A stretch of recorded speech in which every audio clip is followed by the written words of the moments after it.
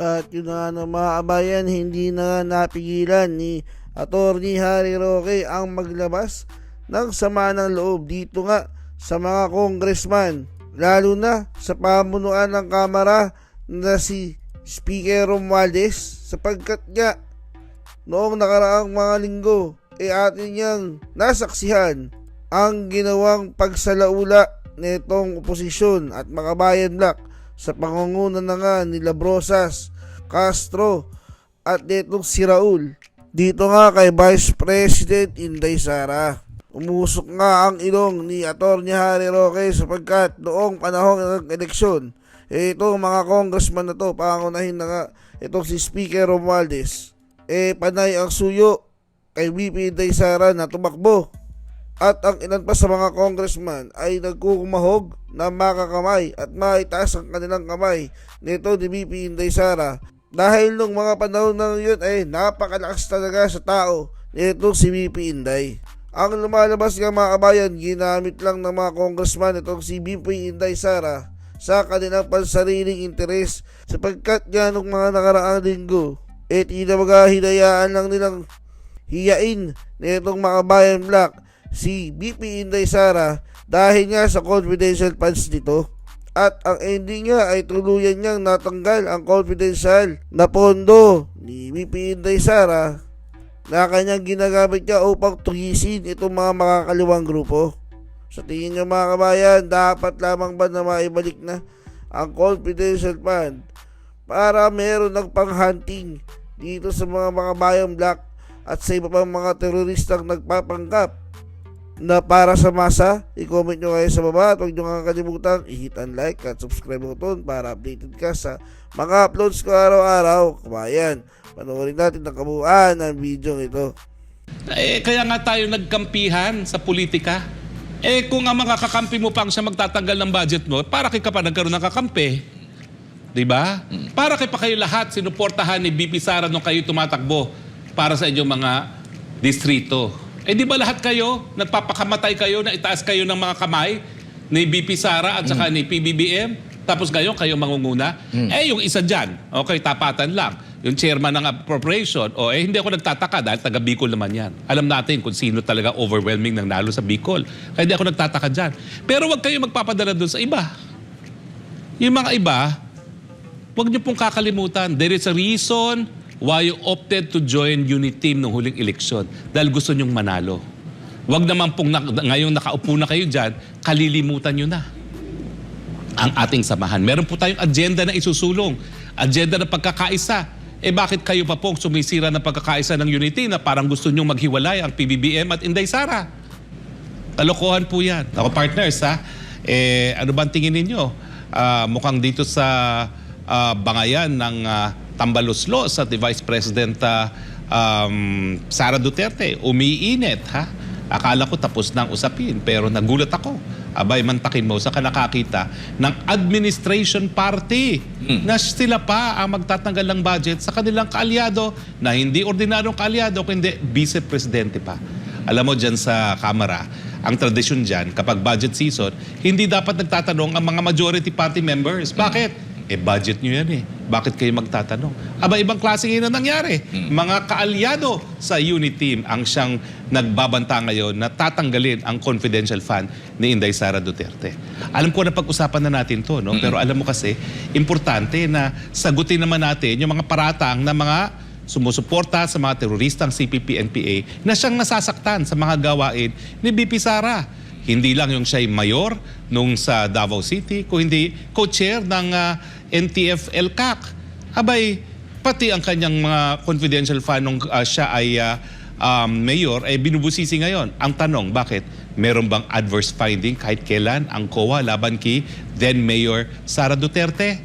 Wala. Meron ba silang mga binabatong putik na nagpapakita na linustay o binulsa ni VP Sara Duterte ang mga confidential fund nung siya mayor?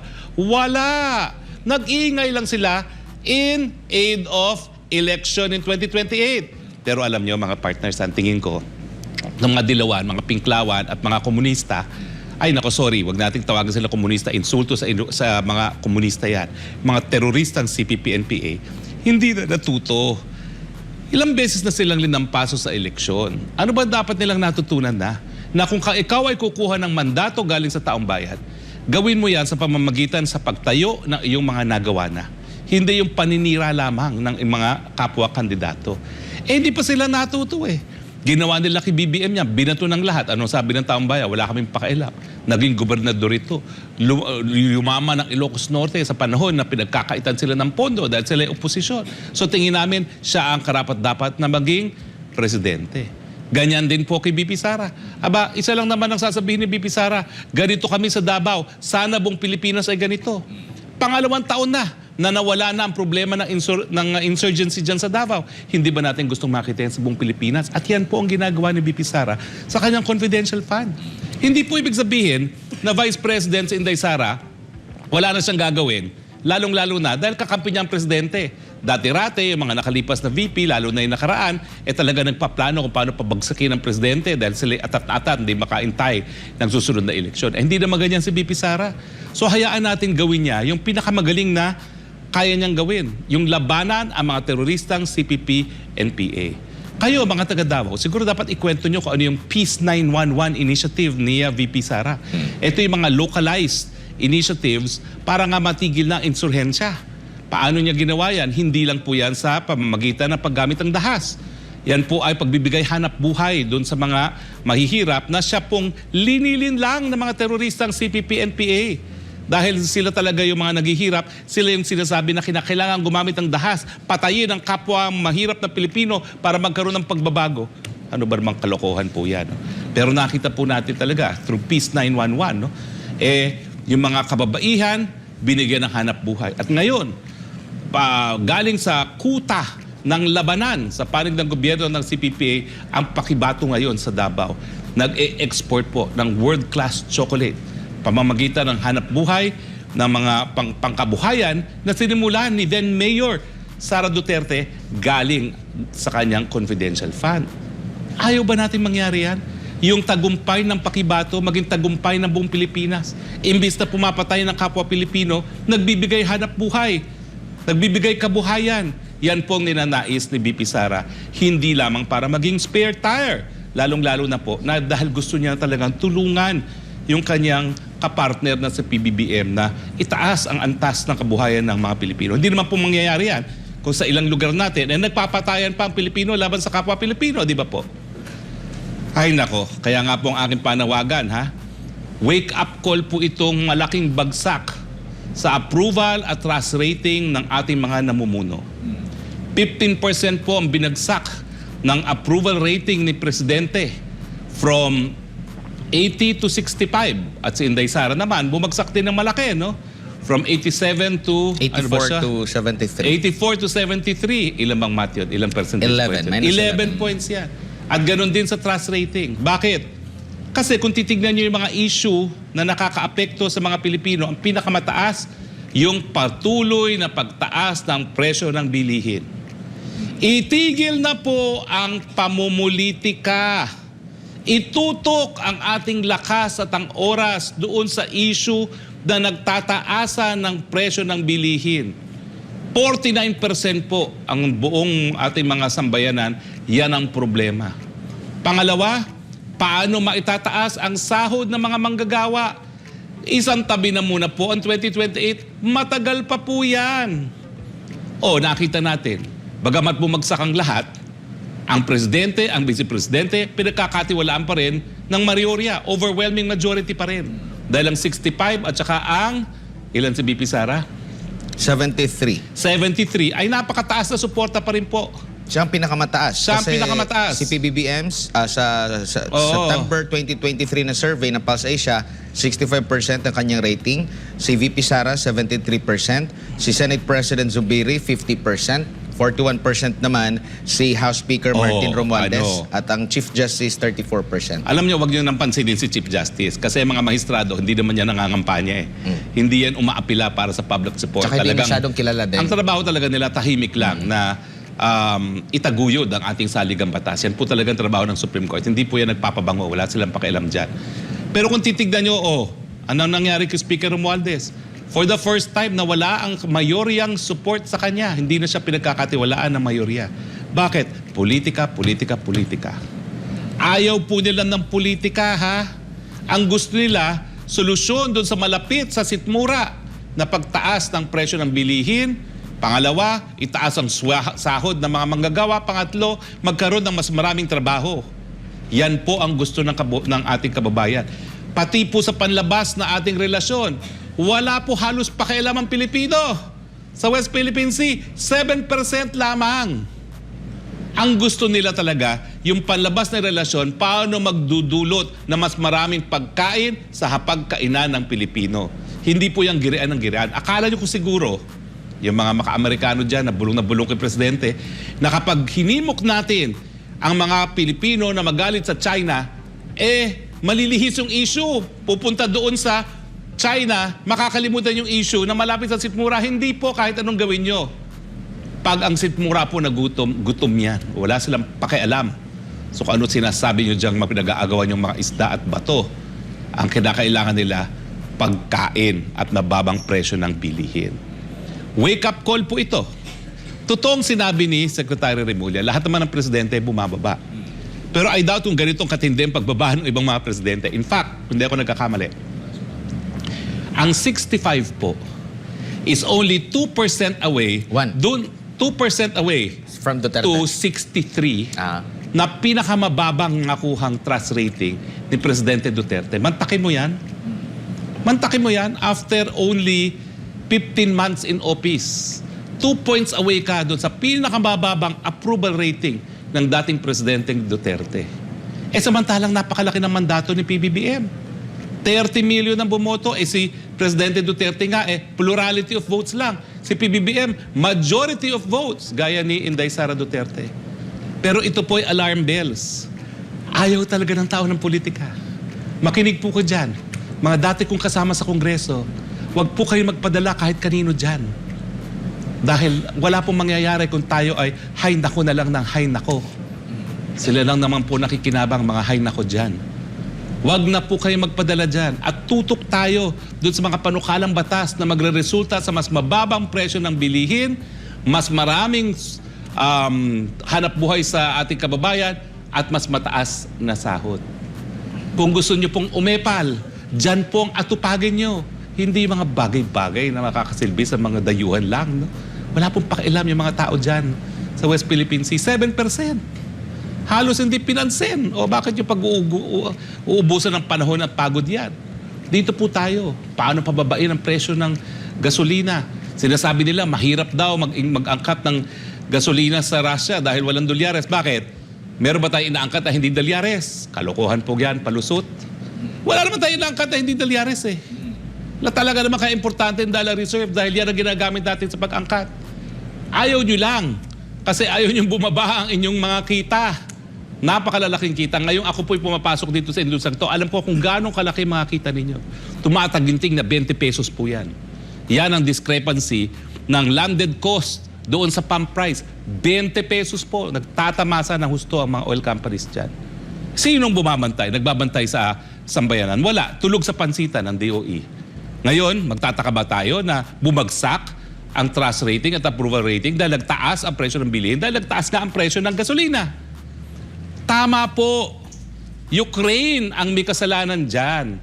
Pero ang hindi po tama, yung wala tayong magagawa. Bakit nagawa ng China? Bakit nagawa ng India na umangkat ng langis galing sa Russia? Kasi tayo, sunod-sunuran sa mga Amerikano. Akala natin, ang bansa natin, teritoryo pa rin ng Amerika.